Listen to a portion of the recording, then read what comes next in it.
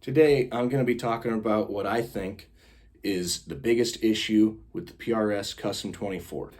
This is a Fender Stratocaster.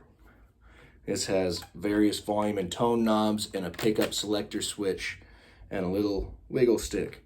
Nothing's in the way of anything. Everything is kind of in the path of where you strum, which there's downfalls and plus points to that. But the point here is that everything is ergonomically designed and convenient. This is a Gibson Les Paul.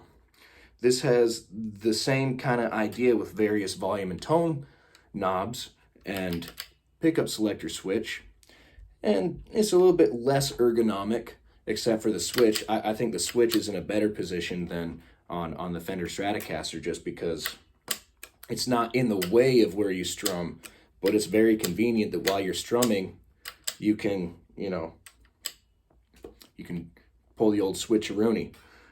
Volume knobs may be a little bit out of the way, but for the most part, everything's ergonomically designed. Nothing's in the way of anything else. This is a PRS Custom 24. This has a volume knob, and this is probably the best placement, in my opinion, the most convenient placement, my favorite placement for a volume knob on any guitar that I own or have owned. It's not really in the way of anything, but it's easy to reach when I need to.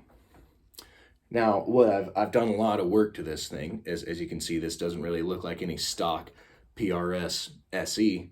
This is an SE model from about 2018 or 2019, whenever they started making these in left-handed.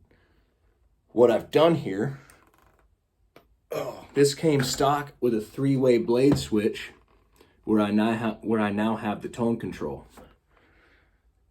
I think most players, when you're not using a little wiggle stick or trem arm, whatever you want to call it, kind of put it right over where that selector switch is.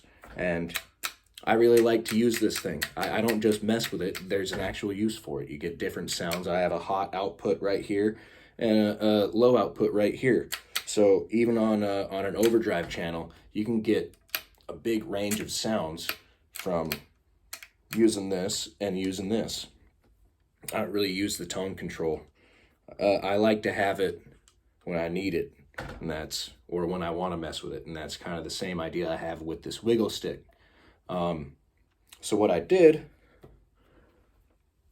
is I filled in the route with wood filler and then painted over it with some StewMac touch-up paint. Obviously replaced all the electronics with Switchcraft and CTS. And now everything's a lot more ergonomic. Everything that I need to get to is unobstructed. This selector switch is a little bit out of the way.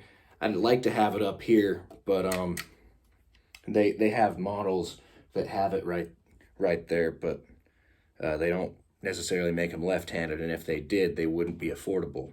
Which brings me to my next little issue that I have with Paul Reed Smith guitars is that they don't make many left-handed models. Yes, they have the left-handed SE, and I think they have two different variants. They have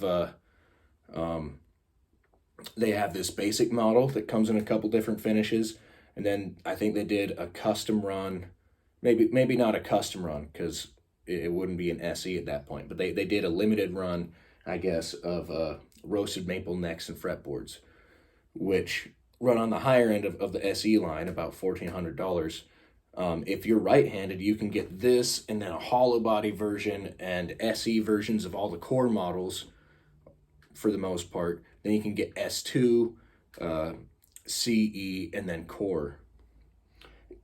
And those run in every price point from about the $500 range to the $5,000 range. So you could spend, $500, $1,000, $1,500, $2,000, $2,500. Pretty much everything in that range and get something that you want. If you're left-handed, you have limited options between the $800 to $1,400 range for an SE or the $4,000 and up range for the core model and custom runs. Outside of design flaws, that is my biggest issue that I have with Paul Reed Smith guitars, and that's probably going to be the reason why I never will buy one again. If I never buy one again, that will be the reason. Thank you for your time. Have a good one.